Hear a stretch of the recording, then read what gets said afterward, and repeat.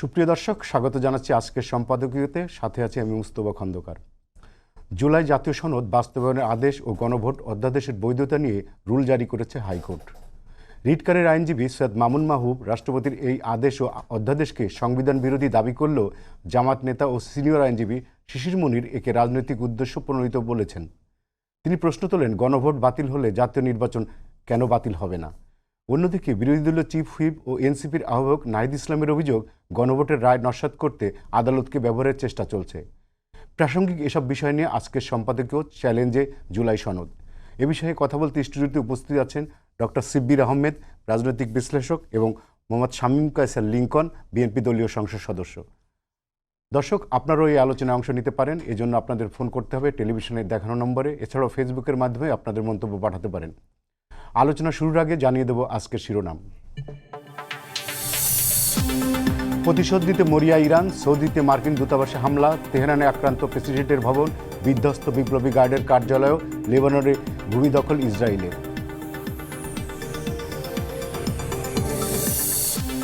তেল গ্যাসের বিশ্ববাজারে অস্থিরতা, দেশে পর্যাপ্ত মজুদ থাকে, আপাতত দাম বাড়ার শঙ্কা নেই। বৈশ্বিক সংকট বাড়লে বিকল্প উৎস খোঁজার চিন্তা সরকারের।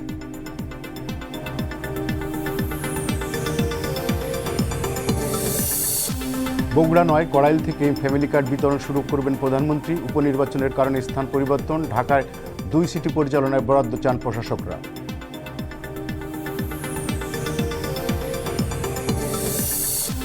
জুলাই সনদ বাস্তবায়ন আদেশ ও গণভোট অধ্যাদেশ কেন অবৈধ নয় জানতে চান হাইকোর্ট। সংবিধানের সংস্কার পরিষদের শপথের বৈধতা নিয়েও রুল পাল্টাপাল্টি অভিযোগ।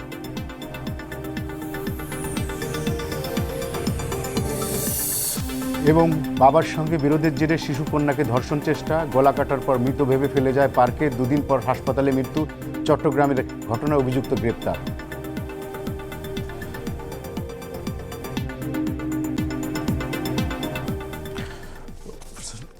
সিব্বির ভাই, আমি আপনাকে দিয়ে শুরু করতে চাই যে শিশির মনির যে প্রশ্নটা তুলেছেন, যে এই রিটের পিছনে সরকারের একটা ইন্ধন থাকতে পারে, এবং এই যে যদি গণভোট বাতিল হয়ে যায় তাহলে নির্বাচন কেন, মানে ওনার এই সন্দেহটা কেন যে সরকারের পেছনে থাকতে পারে?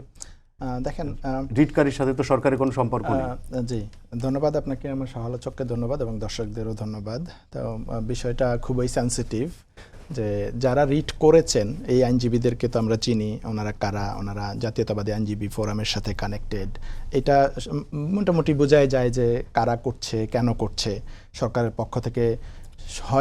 পক্ষ থেকে সরাসরি ইন্ধনে করা হচ্ছে, প্ল্যান করে করা হচ্ছে, অথবা অতি উৎসাহী হয়ে কেউ করতে পারেন। তো প্রশ্নটা সেখানে না কে করছেন, এটা চেয়ে বড় প্রশ্ন হচ্ছে যে আমরা এখন এসে আমরা সংস্কারের বিপক্ষে দাঁড়াচ্ছি। একটা গণভোট হয়ে আসার পরে, নির্বাচন হয়ে আসার পরে কিসের দোহাই দিয়ে বিপক্ষে দাঁড়াচ্ছে একটু যদি বলেন। যারা রিট করছেন তারা। তো যাদেরকে অভিযোগ করা হচ্ছে যে তারা বিএনপির রাজনীতির সাথে জড়িত, জাতীয়তাবাদী আইনজীবী ফোরামের সাথে জড়িত আছেন কেউ কেউ। তো এখন এসে আমরা যে সংস্কারের বিপক্ষে দাঁড়াচ্ছি বা গণভোটের জনগণের রায় আসার পরেও এই সংবিধানের দোহাই দিয়ে আমরা এটার বিপক্ষে দাঁড়াচ্ছি। তো এখানে দেখেন, ঘটনাটা হচ্ছে কি, সংবিধানের দোহাই দিয়ে আমরা যদি সংবিধান অনুযায়ী যদি চলতে চাই, তাহলে সংবিধান অনুযায়ী তো আমাদের আগামী নির্বাচন হওয়ার কথা 2029 সালে। 2024 সালে তো সংবিধান অনুযায়ী একটা নির্বাচন হয়েছে, কিন্তু এই মাঝখানে তো একজন পালিয়ে গেছে। তো সেই ভ্যাকুয়ামটা আপনি কিভাবে করবেন? এখানেই প্রশ্নটা। তার মানে হচ্ছে যে সংবিধান অনুযায়ী যে নির্বাচন হয়েছে 24 সালে, সংবিধান অনুযায়ী যদি আমাদের চলতেই হয়, তাহলে তো হাসিনাকে আমাদের পতন ঘটানোটা ঠিক হয় নাই। এটা সংবিধান বহির্ভূত কাজ হয়েছে। 2029 সাল পর্যন্ত আমাদের অপেক্ষা করা দরকার ছিল। হাসিনা যেদিন পদত্যাগ করবে বা যেদিন তার টার্ম শেষ হবে, টেনিউর শেষ হবে, তারপর একটা নির্বাচন করে নতুন রেজিম চেঞ্জ হবে। কিন্তু আমরা মাঝখানে রেজিমটা চেঞ্জ করলাম গণ অভ্যুত্থানের মধ্য দিয়ে। তার মানে এটা সংবিধান মেনে হয়নি। এবং এই যে অন্তর্বর্তীকালীন সরকার গঠন করা হলো, সেই অন্তর্বর্তীকালীন সরকারও কিন্তু আমাদের এক্সিস্টিং সংবিধান মেনে হয়নি, বা 3 মাসের মধ্যে নির্বাচন দিতে হয়। সে জায়গায় সংবিধান মেনে হয়নি, আবার সংবিধান মেনে হয়েছে, কারণ সুপ্রিম কোর্টে একটা রাষ্ট্রপতি রেফারেন্স দিয়েছে। রাইট। কিন্তু এই যে আমাদের যেটা হয় যে সংবিধান আমরা সংসদ ভেঙে দেওয়ার পরে 3 মাসের মধ্যে নির্বাচন দিতে হয়। এর আগে যেমন হয়েছে, যেমন 2007-8-এর যে গভর্নমেন্ট ছিল, কেয়ারটেকার গভর্নমেন্ট যেটা ছিল, তাদের কিন্তু 3 মাসের মধ্যে নির্বাচনের বাধ্যবাধকতা ছিল। সেটা তারা মেনটেন করার জন্য 10-12 দিন আগে একটা ইমার্জেন্সি ইয়ে করে দিল। ইমার্জেন্সি দিয়ে 2 বছর তারা থাকলো, তারপরে ইমার্জেন্সি উইথড্র করে 3 মাসের মধ্যে তারা ইলেকশন দিল, কারণ ইমার্জেন্সির টাইমটা আর আমাদের সাধারণ যে রাইটসগুলো থাকে সেগুলোকে ভয়েড ধরা হয়। তো এই যে সংবিধান মেনে কিন্তু এই ইন্টারিম গভর্নমেন্ট হয় না। যদি আমি ধরি যে সংবিধানকে মেনে আমার করতে হবে, তাহলে হচ্ছে যে এই যে ইন্টারিম গভর্নমেন্ট গঠন হলো, তারপরে নির্বাচন হলো, তাহলে এভরিথিংই তো সংবিধান মেনে হয়নি। আপনি যদি মানতে না চান যে সংবিধান মেনে হয়নি দেখে এটা আমি মানবো না, তাহলে তো সবই চলে যেতে হয়। কিন্তু এর বাইরে দেখেন, সংবিধান কার জন্য? সংবিধান তো জনগণের জন্য। এবং পিপলস উইল, এখানে এই যে গভর্নমেন্টটা কীভাবে টিকে ছিল, এই গভর্নমেন্টটা আসছে পিপলস উইলের ভিত্তিতে, জনগণের যে সার্বভৌমত্ব তার ভিত্তিতে এই সরকার গঠিত হয়েছে। এবং রাজনৈতিক ঐক্যমত্যের ভিত্তিতে, যেমন 1991-এও শাহাবুদ্দিন সাহেবের সরকার যখন গঠন হলো, তখন কিন্তু এটা সংবিধানের মধ্যে ছিল না, পরে ইনক্লুড করেছে। রাজনৈতিক ঐক্যমত্যের ভিত্তিতে একটা ট্রানজিশনাল পিরিয়ডে আমরা এটা করেছি।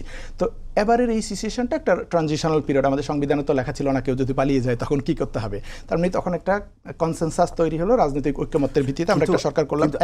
আমি আপনাকে যদি বলি যে এই যাকে দিয়ে আপনারা সন্দেহ করছেন, বিএনপি, যারা 2/3 মেজরিটি নিয়ে পার্লামেন্টে যাচ্ছে, তারা তো ওই যে স্পিকার, ডেপুটি স্পিকারের বিষয় একটা, তারা তো সেই জুলাই সনদের বিষয়টা জামাতকে দিয়েছে। তো তারা কিভাবে, আপনি তাদেরকে এই যে এটা ইন্টারেস্টিং ব্যাপার। এটা যখন নির্বাচনের আগে কথা আসছিল যে বিএনপির পক্ষ থেকে অভিযোগ করা হলো যে আমাদেরকে সংস্কার বিরোধী বলে অভিহিত করার চেষ্টা করা হচ্ছে, কিন্তু আমরা তো সংস্কারের পক্ষে।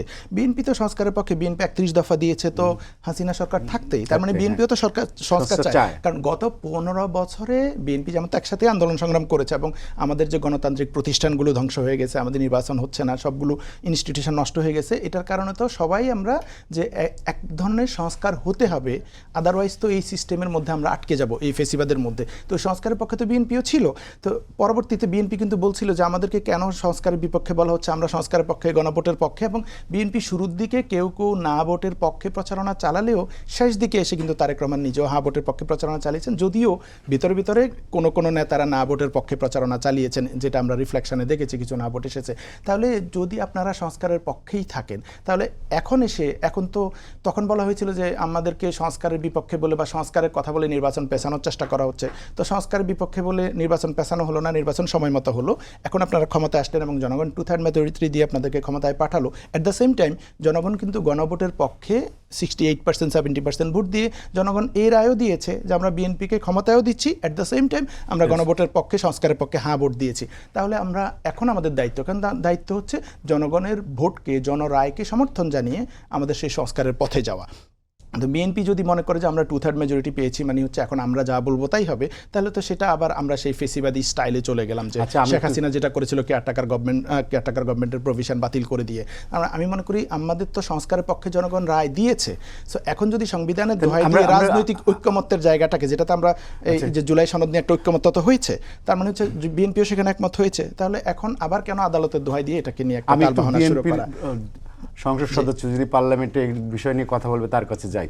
লিঙ্কন ভাই, সেটা হচ্ছে যে এই যে হাইকোর্টের যে জাতীয় সনদ বাস্তবায়ন আদেশ এবং গণভোটের বৈধতার চ্যালেঞ্জ হলো এবং একটা রুল হয়েছে, বিএনপির এই জায়গার দলের এবং সরকারের অবস্থান কি? আপনাদের কি অবস্থান সংসদের? জি, ধন্যবাদ। আপনার মাধ্যমে আমার সহ আলোচক এবং দর্শক শ্রোতাবৃন্দকে ধন্যবাদ জানাচ্ছি। বিসমিল্লাহির রহমানির রহিম, নাহমাদুহু ওয়া নুসাল্লি আলা রাসূলিহিল কারীম, আম্মা বাদ। আচ্ছা, আমি প্রথমে যেটা বলতে চাচ্ছি আপনার এই কথায়, এখানে একটা কথায় আসলে অনেক বড় সমাধান চলে আসবে। আমরা কি সংবিধান মেনে চলবো নাকি না, এটা একটা কথা। ভাই খুব সুন্দর একটা কথা বলেছেন যে সংবিধান মেনে ফ্যাসিস্টের পতন হয়নি। আচ্ছা, এই পর্যন্ত আমরা থেকে এরপর যদি সামনে যাই, আমরা বলবো সংবিধান মেনে ফ্যাসিস্টের পতন না হলেও ডক্ট্রিন অফ নেসেসিটি থেকে সংবিধান মেনেই কিন্তু সবকিছু হয়েছে, পরের সবকিছু হয়েছে। তাহলে সংবিধান মেনে যদি বাকি সব কিছু হয়, তাহলে এখন কি আবার আমরা সংবিধান না মেনে আগাবো কিনা, এই প্রশ্নের উত্তর দিলে আসলে আমাদের মনে হয় যে আমরা এটা সমাধানটা হয়ে যাবে। আমরা সংবিধান মেনেই আগাবো ইনশাল্লাহ। আরেকটা ব্যাপার হলো যে হানার বিষয়টা আসছে এখানে। হানার বিষয়ে দেখুন, প্রথম অবস্থায় উনি বলেছেন যে প্রথমে অবস্থানটা না ছিল, পরবর্তীতে জনাব তারেক রহমান আমাদেরকে ডিরেকশন দিয়েছেন। আসলে প্রথমে আমি নিজেও যদি বলি, নাটা আসলে কেন প্রথমে ছিল, এটা একটা বড় প্রথম ছিল যে দুটো আলাদা ভোট করার কথা, যে আগে আপনার কি বলে গণভোট, তারপর হলো, যেটা একটা বাহুল্য, এত ব্যয় করে আসলে এটার কোনো প্রয়োজন নেই, একই দিনে হওয়া সম্ভব। দ্বিতীয় বিষয় হলো, আপনি যখন একটা ক্লোজ এন্ডেড আনসার চাইবেন, হ্যাঁ অথবা না, তখন কোয়েশ্চেন আসলে একটা হতে হয়। কারণ আমার তো একাধিক উত্তর থাকতে পারে, আমার দুটো হ্যাঁ দুটো না থাকতে পারে, তাহলে আমি তখন কি করব? ওই অপশনটাও তো ছিল না। এরকম কিছু বিষয় ছিল যেটা সমাধান আসলে আসেনি। আরও একটা বিষয় ছিল যে শাসনতন্ত্রের মূলনীতির মধ্যে সর্বশক্তিমান আল্লাহর উপর পূর্ণ বিশ্বাস ও আস্থা, শহীদ রাষ্ট্রপতি জিয়াউর রহমান যে একটা প্রচণ্ড বৈরী পরিবেশে এটা সংবিধানের মানে একটা পার্ট হিসেবে এনেছিলেন, এইটা আসলে ইনভ্যালিড হয়ে যাচ্ছে কিনা, এরকম বেশ কিছু বিষয় এসেছিল। যাই হোক, তারপর শেষ পর্যন্ত আমরা মানে এই কি বলে গণ আকাঙ্ক্ষার প্রতিফলন ঘটিয়ে আমরা হায়ের পক্ষে নিয়েছি এবং আলহামদুলিল্লাহ হা জয়যুক্ত হয়েছে। এখন বিষয় হলো সংস্কার বিএনপি চায় কি চায় না, এটা আসলে বলাই বাহুল্য। কারণ যে সময় আমরা ফেরারি, আমাদের উপর জুলুম নির্যাতন, ভাই বলেছেন যে আমরা যুগপৎ আন্দোলন করেছি, দীর্ঘদিন আমরা যুগপৎ আন্দোলন করেছি। তো আমিও সেটে আসার আগেও আমরা বসে আমাদের পিছনের আলাপগুলো করছিলাম। তো যুগপৎ আন্দোলন আমরা করেছি, কিন্তু এই আন্দোলনের মধ্যে দিয়ে একমাত্র বিএনপি সর্বপ্রথম রাষ্ট্র কাঠামো মেরামতের সংস্কারের প্রস্তাব দিয়েছে, যার অনেকখানি প্রায় আমি বলবো প্রায় ম্যাক্সিমাম প্রতিফলন কিন্তু এই যে 47টা পরিবর্তনের ব্যাপারে কথা এসেছে এবং আরও যেগুলো মতামত এসেছে, এগুলোতে কিন্তু প্রতিফলন ঘটেছে।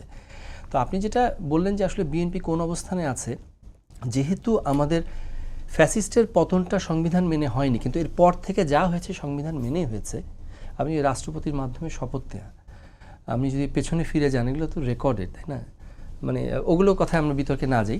তো এই জিনিসগুলো সবই যেহেতু সংবিধান মেনে হয়েছে, তো আমরা যদি সংবিধান মানতে চাই তাহলে মেনে, যেটা শপথ নেওয়ার জিনিসটা সংবিধানের ভেতরে নাই, ওটা সংবিধানে আমরা ইনক্লুড করে করব। সংসদ তো এখনো বসে নাই ভাই।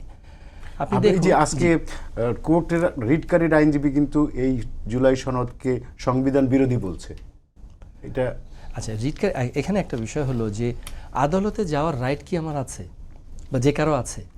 তো আদালতে যাওয়ার রাইটকে এক্সারসাইজ করে একজন কি নাম বললেন, যেমন মনে হয় মামুন মাহবুব, আচ্ছা, তিনি আদালতে গিয়ে তার মতামত জানতে, মানে তার এলিগেশনটা এনেছেন, তো কোর্ট সেটার সমাধান দিবে, তাই না? এটা একটা বিচারাধীন বিষয়, কোর্ট তার সমাধান দিবে, তার মতামত দিবে, ডিরেকশন দিবে। কিন্তু সমস্যা হচ্ছে একটা সেটেল বিষয়, কেন এতদিন ধরে বসে রাজনৈতিক দলগুলো একটা সনদ তৈরি করলো, সেটা ঘটা করে আমরা সংসদ ভবনের সামনে যে সবাই স্বাক্ষর করলাম, এখন সেটাকে নিয়ে বিতর্ক কেন?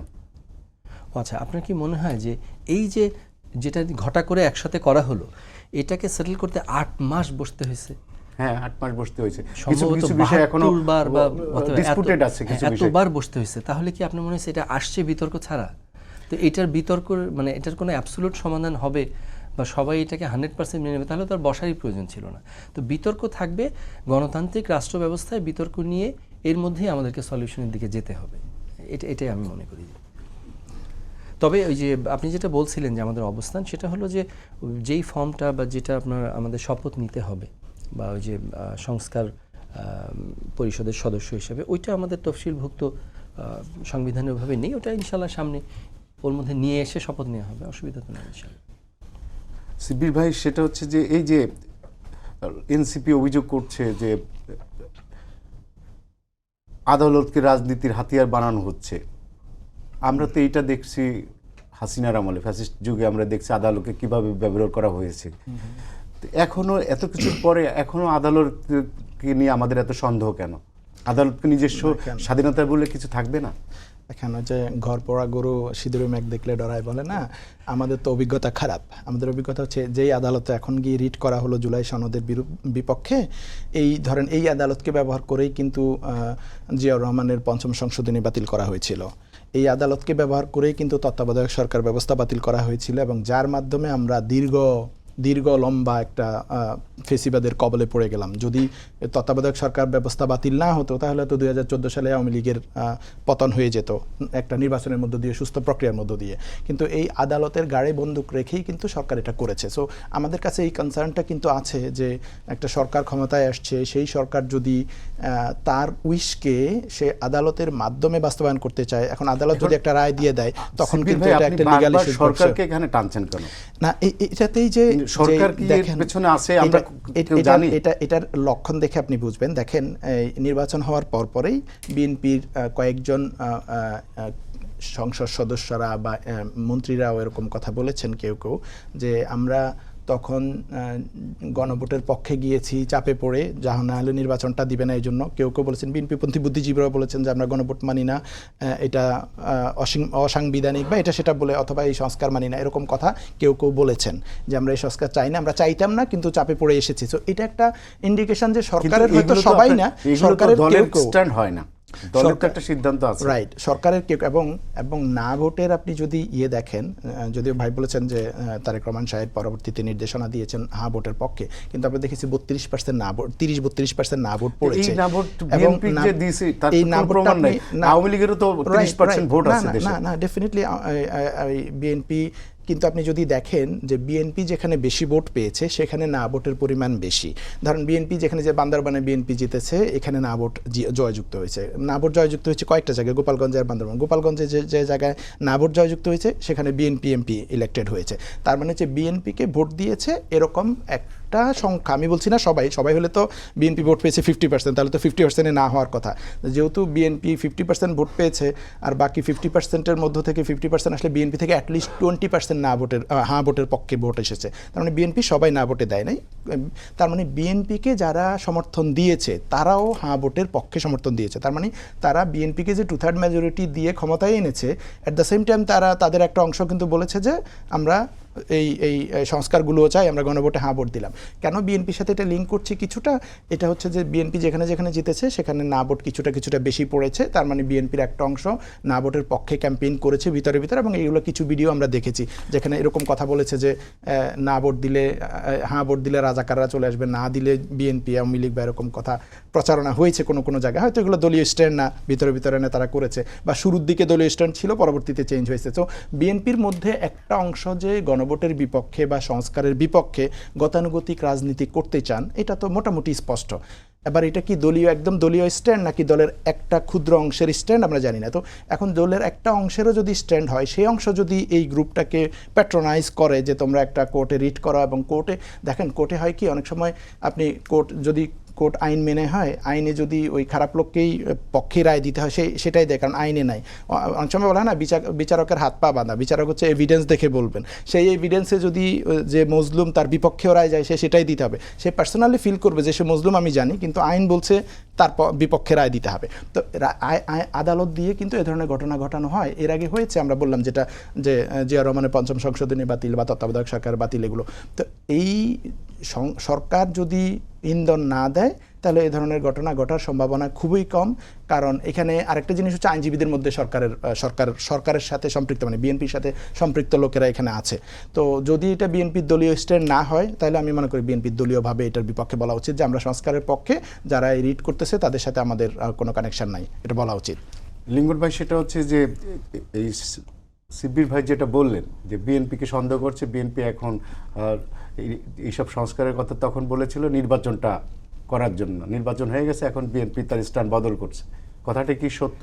আচ্ছা, এই জায়গায় আমি একটু বলি আপনার। প্রথমত যে ফ্যাসিজম জিনিসটা কি, আমি যা চাই তাই হতে হবে, মানে অপশন দিয়ে আমি ক্লোজ করে দিব যে অপশন দিলাম, but you have to go through this way, my way or highway. আমার রাস্তায় আসো, নাহলে মহাসড়কে চলে যাও, তোমার মানে আর কোনো হিসাব নাই। আমার কথা হলো যে দুটো তো আলাদা জিনিস, তাই না? তো পাবলিক ডিসাইড করবে যে আমি কাকে কোনটাতে সমর্থন দেব।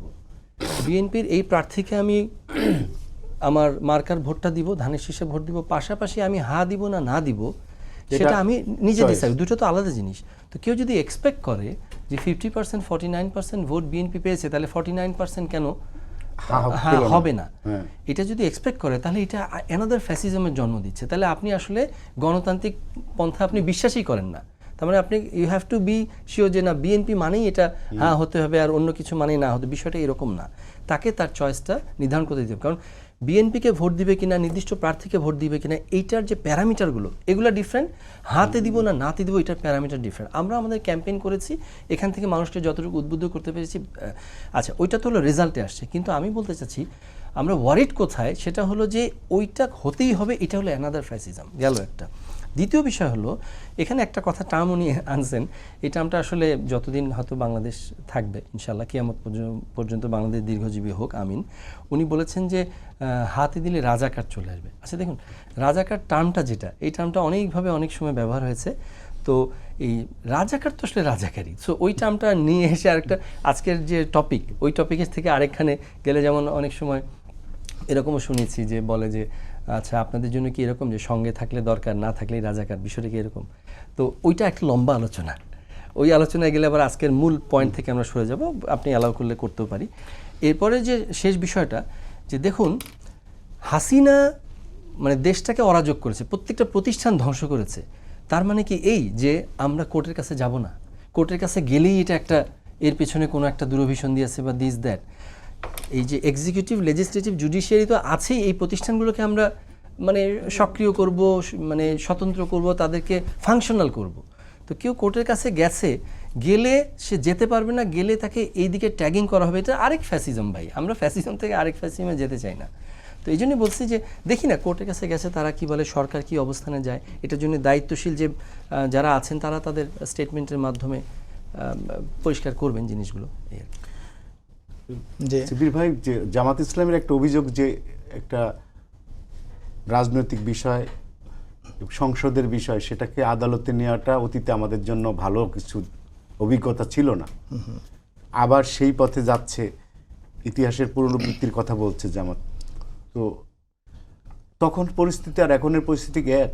মানুষ কি আদালতে যেতে পারবে না? না, আদালতে যে কেউ যেতে পারবে ভাই, সঠিক কথা বলছেন, আদালতে যাওয়ার ক্ষেত্রে তো কোনো অসুবিধা নেই। কিন্তু দেখেন এইটা একটা রাজনৈতিক শ্যাটেলড ইস্যু, যে আমরা দীর্ঘ সময় ধরে ঐক্যমত্য কমিশনে আলাপ আলোচনা করে আমরা জুলাই সনদে স্বাক্ষর করেছি, তার মানে সবগুলো রাজনৈতিক দল, বিএনপিও সেখানে স্বাক্ষর করেছে। তো আমরা সেটাতে একমত হয়েছি এবং সেটাকে আমরা জনগণের মতামতের জন্য গণভোট দিয়েছি। গণভোট শুরুতে কথা ছিল যে গণভোট আগে হবে এবং এটা পাশ হয়ে গেলে সংবিধানে অ্যাড হয়ে তারপরে জাতীয় নির্বাচন হবে। বিএনপি সেটা বিরোধিতা করায় যে ওকে ফাইন, দুইটা একসাথে হবে, যে দুইটা একসাথে হলেও সমস্যা নাই, জনগণ রায় দিলে তো সেটা বাস্তবায়ন হবেই। সো এখন আমরা তো চ্যালেঞ্জের মধ্যে পড়ে গেলাম যে যদি আগে গণভোট হতো এবং সেটা সংবিধানে একীভূত হতো ইন্টারিম গভর্নমেন্টের সময়ে, তারপরে জাতীয় নির্বাচন হতো, তাহলে কিন্তু এটা নিয়ে আর প্রশ্নই থাকতো না, কারণ এটা অলরেডি সংবিধানে যোগ করা হয়ে যেত ততক্ষণে। কিন্তু এখন একসাথে হয়ে এই যোগ করার দায়িত্বটা বিএনপির ঘাড়ে এসে পড়লো, যেহেতু বিএনপি সরকার গঠন করলো। এখন এসে আপনি এটা নিয়ে প্রশ্ন তুলছেন, মানে আপনি বা আপনার লোকেরা প্রশ্ন তুলছেন যে হ্যাঁ এটা আদালতের মাধ্যমে একটা সিদ্ধান্ত হোক। তার মানে হচ্ছে কি, আপনি এতদিন যে ঐক্যমত্য ছিল, জনগণ যে রায় দিল, তাহলে তো আপনি জনগণের রায়ের প্রতি শ্রদ্ধা দেখাচ্ছেন না, বারবার বিএনপির দিকে বল ঠেলে দিচ্ছেন। বিএনপি এখন দল, বিএনপি কিভাবে আদালতে গেল?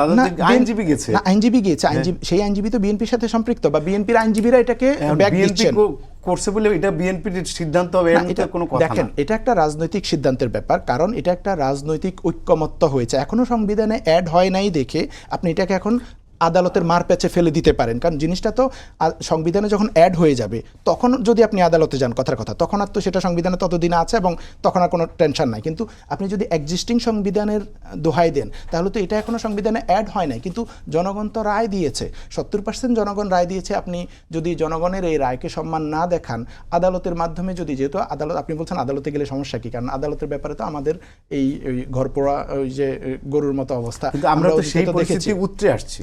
জি, সেই পরিস্থিতি উঠতে আসছি। এখন যদি কেউ আদালতকে ব্যবহার করে, যে সংবিধান জিনিসটা এখন আমরা কেন বারবার আদালতকে ব্যবহারের কথা বলছি, আমরা এই আদালতকে কেন ইন্ডিপেন্ডেন্ট ভাবতে পারছি না? এই জিনিসটা তো আদালতে যাওয়ার কথা না, এই জিনিসটা তো রাজনৈতিকভাবে আমরা সবাই মিলে ঐক্যমত্য হয়েছি এবং জনগণ রায় দিয়েছে।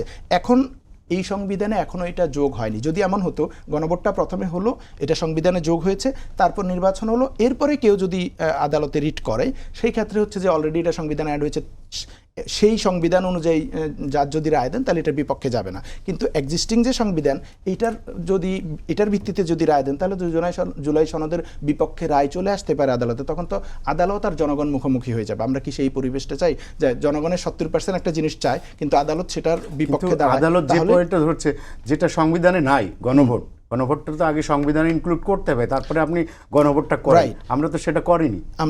আমরা সেটা করিনি, কারণ আমরা তো সেইটা যে বিএনপি চায়নি বলে হয়নি। বিএনপি চেয়েছে যে একসাথে হোক, দুটা নির্বাচন একসাথে হোক। যদি একসাথে আগে গণভোট হয়ে যেত তাহলে আর এই জটিলতা এখন প্রশ্নটাই আসতো না। দেখেন, এইটা যদি হয় তাহলে এখন যদি আমি ওই আগের সংবিধান অনুযায়ী যেটা আমরা পরিবর্তন করতে চাচ্ছি, সেই সংবিধানের ভিত্তিতে যদি আপনি একটা রায় দিতে বলেন কোর্টকে, তাহলে তো কোর্টের হাত পা বাঁধা, কারণ তাকে তো সেই সংবিধান অনুযায়ী রায় দিতে হবে। সেই সংবিধান অনুযায়ী যদি রায় দিতে হয় তাহলে তো গণভোটও অবৈধ হয়ে যাবে। সেই সংবিধান অনুযায়ী যদি গণভোটও অবৈধ হয়, গণভোটের আদেশও অবৈধ হয়, তাহলে তো ইন্টারিম ইউনুস গভর্নমেন্টও অবৈধ হয়। যে খালেদা জিয়া যে মুক্তি পেলেন সেটাও অবৈধ হয়ে যায়। তারেক রহমান যে মামলাগুলো থেকে খালাস পেলেন সেটাও অবৈধ হয়ে যায়। সবগুলোই তো অবৈধ হয়ে যায় তাহলে, যদি আমরা সেটার দোহাই দিতে যাই। তাহলে আমার গণভোটের মাধ্যমে যেটা বেগুনজিয়া তো আদালতের মাধ্যমে পেয়েছে। আমি বলতেছি যদি ধরেন গণভোটের অধ্যাদেশ সংবিধান অনুযায়ী হয় নাই, কারণ ইন্টারিম গভর্নমেন্টও সংবিধান অনুযায়ী রান করে নাই, তো এত কিছু সবকিছু যদি অবৈধ হয়, সংবিধান বহির্ভূত হয়, তাহলে তো এই গভর্নমেন্ট যা করছে সবই অবৈধ হয়ে যাবে। এই গভর্নমেন্টের অধীনে যে নির্বাচন হয়েছে, এই গভর্নমেন্ট যাদেরকে মুক্তি দিয়েছে, এই গভর্নমেন্ট যা করেছে সবই অবৈধ হয়ে যায়। তো বিএনপি তো এটা বলতেছে না যে এই গভর্নমেন্ট যেহেতু সংবিধান অনুযায়ী হয় নাই তাহলে আমরা খালেদা জিয়ার মুক্তি নিব না, তারেক রহমানের খালাস নিব না। প্রথমেই বলেছি এই গভর্নমেন্ট সংবিধান অনুসারেই হয়েছে, কারণ এটা রেফারেন্স গেছে সুপ্রিম কোর্টে বা রাষ্ট্রপতির কাছ থেকে, এরপরে রাষ্ট্রপতি শপথ পড়িয়েছেন। তো রাষ্ট্রপতি যদি শপথই পড়ান তাহলে সংবিধান মেনেই হয়েছে। কিন্তু আমাদের তো সংসদ ভেঙে দেওয়া 3 মাসের মধ্যে আমাদের নির্বাচন দেওয়ার কথা ছিল, আমরা তো সেটা দিতে পারি নাই। তার মানে তো সেটা সংবিধান অনুযায়ী হয় নাই। তার মানে আমাদের এটা একটা ইমার্জেন্সি সিচুয়েশন ছিল, একটা রাজনৈতিক ঐক্যমত্য ছিল। 91-তে যেরকম রাজনৈতিক ঐক্যমত্য হয়েছে, পিপলস উইলের ভিত্তিতে এই গভর্নমেন্টের একটা ভ্যালিডিটি আছে। ওই ভ্যালিডিটিটা পিপলস উইল থেকে। এখন পিপলস তো তাদের উইলটা জানালো গণভোটের পক্ষে, তাহলে আমি কেন এখন এটাকে চ্যালেঞ্জ করছি আদালতকে দিয়ে, যেটা হচ্ছে আদালত পুরনো সংবিধান যেটা আমি পরিবর্তন করতে চাই, যেটার মধ্যে আমি জুলাই সনদ অ্যাড করতে চাই, সেটা অ্যাড হওয়ার আগে বিদ্যমান এখনো এইটাই তো আমি বলছি। তাহলে এই বিদ্যমান সংবিধান দিয়ে যদি আপনি রায় দিতে চান তাহলে তো এটা বাতিল হয়ে যাওয়ার চান্স আছে। তার মানে হচ্ছে আদালতকে একটা টেকনিক্যাল জায়গায় আটকে আপনি এটাকে বাতিল ঘোষণা করাবেন আদালত দিয়ে, তারপর বলবেন যে ওকে, আদালত যেহেতু বাতিল বলছে আর কোনো সংস্কার দরকার নাই, যেমনি আছে এমনি চলবে, গতানুগতিক প্রক্রিয়া চলবে, যেটা ফেসিবাদ নিয়ে আসছিল বাংলাদেশে। সেটাই তো আমাদের ভয়। যদি গণভোট আগে হতো এবং সংবিধান এটা অ্যাড হওয়ার পরে বিএনপি বা 2/3 মেজরিটি পেলেও কোনো সমস্যা ছিল না।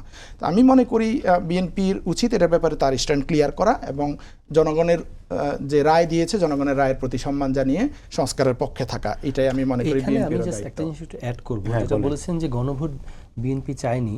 গণভোট যদি বিএনপি না চাইতো তাহলে তো গণভোট একসাথে হতো না, তাই না? তো বিএনপি তো আপনার ইলেকশনের পরেই বোঝা গেছে যে 2/3 মেজরিটি যে পেয়েছে তার সেই জন আকাঙ্ক্ষার, তার সেই সমর্থনটা ছিল। তো জনগণকে ব্যবহার করে তাদেরকে আপনার উত্তেজিত করে গণভোটের বিপক্ষে অবস্থান, এটা তো বিএনপি কখনোই নেয়নি। বিএনপি বরাবরই বাংলাদেশের প্রত্যেকটি বিগত 55 বছরে বিএনপির প্রতিষ্ঠাতা শহীদ রাষ্ট্রপতি জিয়াউর রহমান থেকে শুরু করে এ পর্যন্ত বাংলাদেশের প্রত্যেকটি ক্রাইসিস মোমেন্টে বিএনপি ইতিবাচক ঐতিহাসিকভাবে রোল প্লে করেছে। এখন কথা হলো যে গণভোট সংবিধানে নেই, তারপরেও বিএনপি কিন্তু গণভোটের পক্ষে অবস্থান নিয়ে তারা শুধু ডিফার করেছে যে এই বাহুল্য ব্যয় এবং এগুলো করে এটা আবার যেহেতু অসাংবিধানিকভাবে জিনিসটা হবে, এটা আগে হলে ওটা আরেকটা ক্রাইসিস তৈরি করবে। সো এটার জন্য এটা দুটো বা আরও অন্যান্য কারণে এটা একসাথে হলে এটা মানে উই আর উইথ দ্যাট। তো এইভাবেই গণভোটটাও এখানে হয়ে গেছে। এরপর সাংবিধানিক যে বিষয়গুলো আসছে, যে আমরা ওইটা আগে আমি বলেছি, সেম কথা আবার বলা, যে শপথ যেটাতে নিব ওইটা আমার তফসিলে নাই, তো এগুলো সব ইনক্লুড করে করতে হবে, এতটুকুই। হ্যাঁ, এটা হয়তো বলতে পারেন যে শুরুতে এটা আরেকটু ক্লিয়ার করে দিলে মানুষের কনফিউশনটাই হতো না। আর যদি অনেকে হয়তো ধারণা করেছে, আসলে কনফিউশন কখন তৈরি হয় জানেন? ধর আমি সকালে বললাম শপথ নিব না, বিকালে গিয়ে শপথ নিলাম, আজকে বললাম কালকে যাব না, কালকে বললাম গেলাম, এখানে আসলে স্পষ্ট কনফিউশন হয়। কিন্তু যেটা সাংবিধানিকভাবে বা আপনার আইনি প্রক্রিয়া একটা যাওয়ার বিষয় আছে, ওখানে যদি কেউ কোয়েশ্চেন তুলতে পারবেন না, এইটাকে আবার একটা রাজনৈতিক দলের সাথে ট্যাগ করা। তো ওই যে একটা কথা ছিল না যে শিশু আর পাগল ছাড়া বাকি সবাই আসলে কেউ নিরপেক্ষ না, কারণ এটা কারো না কারো ইনক্লাইনেশন থাকবে। তো সেই কারণে সে তার আদালতের কাছে যেতে পারবে না এবং গেলে তাকে একটা ট্যাগিং করা হবে, বিষয়টা তা না। এখনও অধিবেশন বসেই নেই ভাই, শুরু হওয়ার পরে কমিটমেন্ট আছে এবং এর অধিকাংশগুলোতেই একমত আছে, কিছু নোট অফ ডিসেন্ট ছাড়া। এটাকে কেউ ইগনোর করতে পারবে? এবং বিএনপি বরাবরই ইতিহাসের ইতিবাচক দিকে ছিল, সো এটা নিয়ে এত আসলে কিন্তু এই জায়গায় লিঙ্গন ভাই আমি একটু কথা বলি, সেটা হলো কোর্টের এই যে বিষয়টা, এইটা কোর্টে গড়ানোর পরে এটার নিয়ে এক ধরনের মানুষের সন্দেহ কিন্তু তৈরি হয়েছে, কারণ আপনি তো কোর্টের কোনো অমীমাংসিত বিষয় আপনি সেটেল ভাবে করতে পারবেন না। আপনি আদালতে একটা যেটা চলমান একটা বিষয়, সেটা তো আপনি সংসদে আপনি সেটাকে কনক্লুশনে আসতে পারছেন না। তো এটা কি ঝুলে গেল কিনা বিষয়টা? এতটুকু বলতে পারি, এত লম্বা সময়ের যে টানাপোড়েন, সেই টানাপোড়েন থেকে মানে প্রায় 47টি পরিবর্তনের যে একটা চেষ্টা, এটা তো কিছু চ্যালেঞ্জের মধ্যে দিয়ে তো যাবেই ভাই। তো এটা আসলে ঝুলে গেল বলাটা আমি মনে করি যে এটা ঠিক ঝুলে গেল না, আমরা ডিরেকশনগুলো দেখি ইনশাল্লাহ। তবে বিএনপি অবশ্যই জন আকাঙ্ক্ষার প্রতিফলন ঘটাবে ইনশাল্লাহ, এটা নিয়ে মানে আমি মোটামুটি কনফিডেন্ট। আমরা বিএনপির প্রতি সেই আস্থাটা রাখতে চাই যে তারেক রহমানের নেতৃত্বে বিএনপির যে সরকার, আমি আশা করি যে ওনারা সংস্কারের পক্ষে থাকবেন এবং জনগণের সাথে যে কমিটমেন্ট দিয়েছেন বা জনগণের রায়কে ওনারা রেসপেক্ট করে সেটা করবেন। কিন্তু কোর্টে গেলে যেটা হয়, হাসিনার আমলেও যেটা হয়েছে যে সরকার কিছু একটা করতে চায়, নিজে নিজে করতে পারতেছে না, কোর্টকে দিয়ে করাচ্ছে। মনে করেন আপনি কেন বারবার কোর্টকে এখন সেরকম আজ্ঞাবাহী বলতে চান? আমরা তো আজ্ঞাবাহী বলছি না, এখন যদি সরকার উইলটাকে কোর্টের মাধ্যমে ইনক্লুড করবে, এটা গণভোটটা একটা রাজনৈতিক বিষয়। আমরা রাজনৈতিক একটা ঐক্যমত্যের মধ্য দিয়ে গিয়েছি, জনগণের কাছে গণভোট হয়েছে, জনগণ রায় দিয়েছে। এখন এই রাজনৈতিক বিষয়টাকে আপনি যদি কোর্টের কাছে যান, কোর্ট তো আর রাজনৈতিক দলগুলো ঐক্যমত্য হচ্ছে কিনা এটা দেখবে না, কোর্ট দেখবে সংবিধানে কি আছে। এখন এই সংবিধানটা তো এখনো পরিবর্তন হয় নাই, সেই সংবিধান পরিবর্তন করার জন্যই তো আমরা রাজনৈতিক ঐক্যমত্যে এসেছি, জনগণের মতামত নিয়েছি। এখন জনগণের মতামত নেওয়ার পরে আপনি যদি কোর্টকে বলে দেন যে পুরনো সংবিধান অনুযায়ী এটা বৈধ কিনা এটা বলো, তাহলে সে যদি বলে দেয় এটা অবৈধ, আপনি তখন তো আর রাজনৈতিক ঐক্যমত্যকে কোর্টের বাইরে চলে যেতে পারবেন না, তখন আপনাকে কোর্টের রুল ফলো করতে হবে। তাহলে রাজনৈতিক একটা জিনিস যেটা আমরা সমাধান করেছি রাজনৈতিকভাবে, সেটাকে কোর্টের কাছে গিয়ে আমরা জানি কোর্টের কাছে কি আছে, কোর্টের কাছে যা লেখা আছে সেটাতে এটা নাই। তো আমি কেন কোর্টের কাছে এটা নিয়ে যাচ্ছি, যেন একটা বিতর্ক তৈরি হয়। অতীতেও যেটা হয়েছে, শেখ হাসিনা যখনই কিছু করা দরকার ছিল সে কোর্টকে দিয়ে করিয়েছে, তখন বলছে যে আমার তো কিছু করার না, এটা কোর্ট রায় দিয়েছে। কোর্ট একবার সে বাতিল করে দিল, তারপর আবার কোর্টকে ফিরে আনলো, কোর্ট দি দেখো কোর্ট আনেছে, আমি তো কিছু করি নাই, যেটা নিয়ে তো পরবর্তীতে আন্দোলন সংগ্রাম হলো এবং তার পতন হলো। তত্ত্বাবধায়ক সরকারের ব্যাপারে সে একই কথা বলেছে, কোর্ট করেছে। শেখ হাসিনা বা আওয়ামী লীগের পক্ষ থেকে কিন্তু রিটগুলো করা হয় নাই, করেছে তাদের পন্থী কোনো একজন আইনজীবী বা কেউ একজন। জিয়াউর রহমানের ৫ম সংশোধনী বাতিল করা হলো, সেটাও কারো একজনকে দিয়ে এভাবে করিয়েছে। ঠিক আছে, কিন্তু আমরা তো সেই যুগটা পেরিয়ে এসেছি, এখনো কোর্টকে আমরা কেন ইন্ডিপেন্ডেন্ট চিন্তা করতে পারছি না?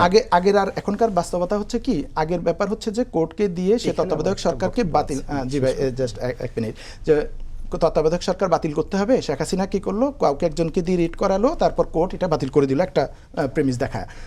আর এখনকার সিচুয়েশন হচ্ছে যে, তখন হচ্ছে যে আমি বললাম কোর্টকে সে ব্যবহার করেছে, আর এখন হচ্ছে কি আমি জানি যে আমি একটা রাজনৈতিক সমঝোতার মধ্যে আছি, আলাপ আলোচনা করে আমরা একটা ঐক্যমত্যে পৌঁছেছি যে জিনিসটা আমরা সংবিধানে অন্তর্ভুক্ত করব। আমি জানি এখন কোর্টে গেলে, কোর্টে ধরেন তারেক রহমান আইনজীবী বিচারপতিকে ফোন দিল না বা কোনো নির্দেশনা দিল না, কিন্তু কোর্টের কাছে যেই ডকুমেন্ট আছে সেটার ভিত্তিতে, মানে কারেন্ট সংবিধানের ভিত্তিতে তো এটা বাতিল হয়ে যেতে পারে। তাহলে আমি রাজনৈতিকভাবে ঐক্যমত্যের একটা জিনিসকে কেন কোর্টে নিয়ে যাচ্ছি, এটা তো এখন কে কোর্টে নিয়ে গেল, তার সাথে বিএনপিকে আপনি কেন যুক্ত করছেন? বিএনপির আইনজীবী তো এখানে সরাসরি যুক্ত আছে। উনি বিএনপি সমর্থন করেন না, উনি বামপন্থী আইনজীবী। মামুন মাহমুদ বিএনপির কোনো কমিটিতে নেই। ওখানে যে টিমে যে আইনজীবীরা আছেন তাদের মধ্যে একজন সরাসরি জাতীয়তাবাদী আইনজীবী ফোরামের একজন আইনজীবী আছেন, এবং বিএনপির অন্যান্য আইনজীবীরাও এটার পক্ষে ইয়ে করছেন। আপনি বিপক্ষে দেখেন কারা আছে, বিপক্ষে জামাতে এরা আছেন, বা এনসিপির লোকেরা আছেন, আর পক্ষে হচ্ছেন বিএনপি পন্থী প্রো বিএনপি লয়ার যারা আছেন তারা। তাহলে তো এটা বোঝাই যাচ্ছে যে এটা একটা পলিটিক্যাল ইয়ে হচ্ছে, রাইভালরি হচ্ছে বিএনপি বনাম জামাত এনসিপি। হ্যাঁ বলেন, ভুলেও যেতে পারি, জিনিসটা খুব ইন্টারেস্টিং লাগছে ভাই। কিন্তু ৩-৪ বার বিষয়টা বলে ওনার অবস্থানটা স্পষ্ট করছেন, যেটা হলো যে কোর্ট আজ্ঞাবহ বা দিস দেন। আচ্ছা ধরুন আজ্ঞাবহ আমি বলি নাই, মানে আগের যে ঘরপোড়া গরুর যে। আচ্ছা দেখুন, প্রথমত হলো যে এই বিষয়গুলো হলো জাহিরের বিষয়, বাতিনি বিষয় না। এটা কিন্তু প্রকাশ্য। ধরেন আমি অন্তর ছিঁড়ে দেখাতে পারবো না, আমি আমার কর্মকাণ্ডের মাধ্যমে প্রকাশ করবো। যেমন ধরেন আমি যদি বলি যে অমুক মার্কায় ভোট দিলে জান্নাতে যাওয়া যায়, এটা কিন্তু বাতিনি বিষয়।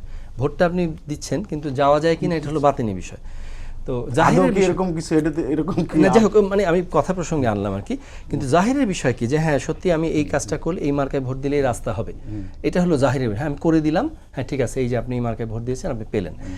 এখন বিষয় হলো ভাই যেটা বলছেন যে কোর্ট ধরে নিলাম বিএনপি না, যে কোনো একজন গিয়ে তার কাছে এই ডিরেকশনটা চাইলো, আপত্তিটা জানালো, এখন কোর্ট তো সংবিধান দেখবে, সংবিধান দেখে বলবে যে না এই ভোটই তো ঠিক হয়নি, গণভোট বলবে, কোর্ট তার ডিরেকশন দিল। কিন্তু বিএনপি এবং বাকি যে 25টা দল এই জুলাই সনদে স্বাক্ষর করেছে তারা তো এই সনদটাকে আপহোল্ড করে, ওন করে, তারা এটা বাস্তবায়ন করবে। এখন হলো সংবিধানের বর্তমান অবস্থা অনুযায়ী যেটা যেটা করা সম্ভব সেটা সেটা করছে, যেটা এখতিয়ারের মধ্যে আছে। দেখেন এই প্রস্তাবনার মধ্যে আছে হলো ডেপুটি স্পিকার হবে বিরোধী দল থেকে। অলরেডি কিন্তু এখতিয়ারের মধ্যে আছে, সংবিধানে দেওয়ার দরকার হচ্ছে না, এখতিয়ারের মধ্যে আছে, উনি কিন্তু অফার করেছেন। আপনি খেয়াল করে দেন, তার মানে এটা জাহির থেকে বোঝা যাচ্ছে যে উনি যতটুকু সম্ভব সংবিধানের মধ্যে থেকে যতটুকু এখনই বাস্তবায়ন করা সম্ভব সেটাতে উনি অলরেডি ইনিশিয়েটিভ নিচ্ছেন। সো আমরা তো এই আশা করতেই পারি যে হ্যাঁ ইনশাল্লাহ আজকে যদি কোর্ট বলেও আচ্ছা ঠিক আছে অ্যাকর্ডিং টু দিস কনস্টিটিউশন এটা আমার ডিরেকশনটা এই, তো আমরা তো 2/3 মেজরিটিতে এসেছি এবং আমরা 2/3 মেজরিটি থাকলেও 300 জনই কিন্তু আমরা অন্তত জুলাই সনদের ব্যাপারে তো উই আর পজিটিভ, তাই না? আমরা সবাই এখানে স্বাক্ষর করারই সবাই এখানে পার্লামেন্টে আসছি, তো এরা তো আমরা সবাই মিলে ওই জায়গাগুলো সঠিক করে নিব।